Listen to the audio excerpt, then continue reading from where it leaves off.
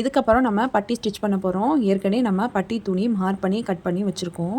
இப்போ இதில் வந்து 2 துணி இருக்கும். டபுளாக மடித்தே 2 துணி இருக்கும் இதில். அதனால் நம்ம 2 துணியும் தனித்தனியாக எடுத்துக்கலாம். இந்த மாதிரி தனித்தனியாக எடுத்துகிட்டு நம்ம வந்து மார்க் பண்ணிக்கலாம். கொக்கிப்பட்டி ஐப்பட்டி சைடுக்கு எது வருமோ அதை வந்து இந்த மாதிரி மார்க் பண்ணி வச்சுக்கலாம்.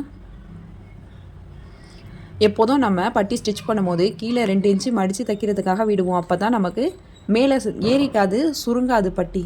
இப்போ பார்த்தா நமக்கு 2 துணி மெல்லிசாக தான் இருக்குது. இதுக்கு உள்ளார்க்க நம்ம இன்னொரு துணி கொடுத்து ஸ்டிச் பண்ண போகிறோம். ஆனால் ப்ளவுஸ் நம்ம பார்க்கும்போது முன்னாடியும் பின்னாடியும் ஒரே கலரில் இருக்கும். இந்த இடையில வந்து நம்ம க்ரீன் கலர் கொடுக்க போகிறோம். அது வந்து வெளியில் தெரியாது. உங்கள்கிட்ட சேம் கலர் இருந்தால் சேம் கலர் போட்டுக்கோங்க. இல்லைனா வேறு என்ன கலர் இருக்கோ அதை போட்டுக்கோங்க. நமக்கு வந்து வெளியில் தெரியாது. ஏன்னா நம்ம சென்டரில் கொடுக்க போகிறோம். இந்த மாதிரி பட்டியை மேலே போட்டுட்டு 1 இன்ச்சுக்கிட்ட எக்ஸ்ட்ரா துணியை விட்டுட்டு நம்ம கட் பண்ணி எடுத்துக்கலாம். இப்போ 2 துணி கட் பண்ணியிருக்கேன் க்ரீன் கலரில். இப்போ இதை எப்படி பட்டிக்கு இடையில கொடுத்து ஸ்டிச் பண்ணுறதுன்னு பார்க்கலாம். இப்போது இந்த பட்டி துணியை விரித்து போட்டுடலாம். இந்த க்ரீன் கலர் துணியில் 1 இன்ச்சுக்கிட்ட கூட விட்டு நம்ம கட் பண்ணோம்ல, அந்த 1 இன்ச்சை மடித்து விட்டுட்டு சென்டரில் இந்த துணியை நம்ம வைக்கலாம். வச்சுட்டு துணியை 2 பக்கமாக மடித்து போட்டுடலாம். இப்போ கரெக்டாக இருக்குது. ஓரத்தில் நம்ம ஒரு தையல் போட போகிறோம். நமக்கு பட்டி துணி அதிகமாக இருந்தால் நம்ம இந்த மாதிரி இன்னொரு துணி கொடுக்கணுன்னு அவசியம் இல்லை. பட்டி துணி கம்மியாக இருக்குது, மெல்லிஸாக இருக்குது அப்படிங்கும்போது இன்னொரு துணி கொடுக்கலாம். அப்போ தான் நமக்கு பட்டி ஏறிக்காமல் இருக்கும். பட்டி எவ்வளோ க்ரிப்பாக இருக்கோ அந்த அளவுக்கு நமக்கு ப்ளவுஸ் ஃபிட்டிங் கரெக்டாக இருக்கும். இப்போ ஓரத்தில் ஒரு தையல் போட்டாச்சு. அதே மாதிரி நம்ம உள்பக்கம் க்ரீன் கலர் துணி கொடுத்துருப்போம்ல, அதில் 1 இன்ச் கிட்ட உள்பக்கமாக மடித்து விட்டுருப்போம்.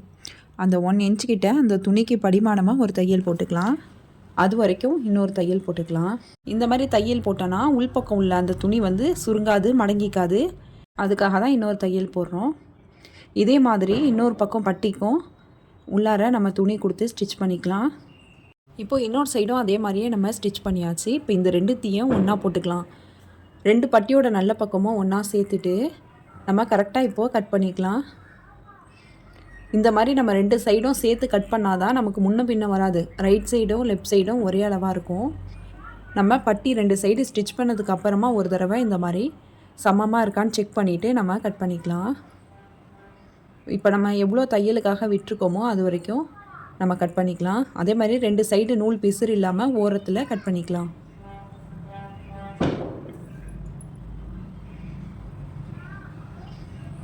இப்போ கட் பண்ணியாச்சு. இதுக்கப்புறமா கரெக்டாக கொக்கிப்பட்டி ஐப்பட்டி எது வரும்னு சொல்லிட்டு நம்ம மார்க் பண்ணிக்கலாம்.